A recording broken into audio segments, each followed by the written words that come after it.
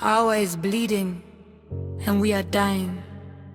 Arewa is bleeding, not in secret, not in silence, but in broad daylight.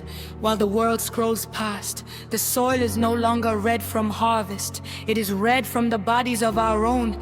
Gunshots have replaced lullabies. Sirens have replaced celebration.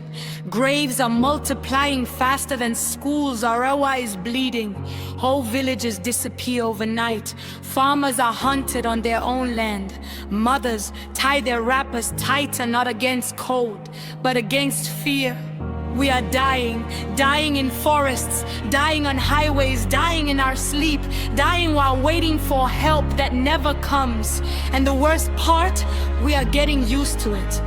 Another attack, another headline, another condolence message, another burial prayer. Repeat, is this what we have become? A region that buries its future every week? Arewa is bleeding. Our youth are not lazy. They are trapped between poverty and bullets, between unemployment and insecurity, between hope and hopelessness. The land that once fed a nation now fears to feed itself.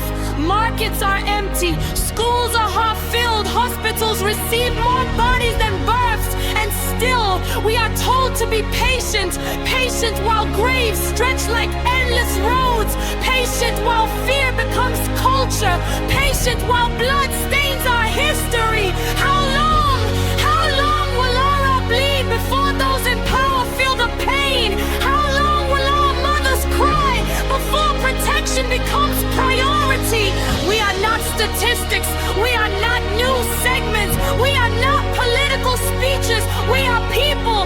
Arewa is bleeding and we are dying, not because we are weak, not because we are cursed, but because leadership without action is another form of violence.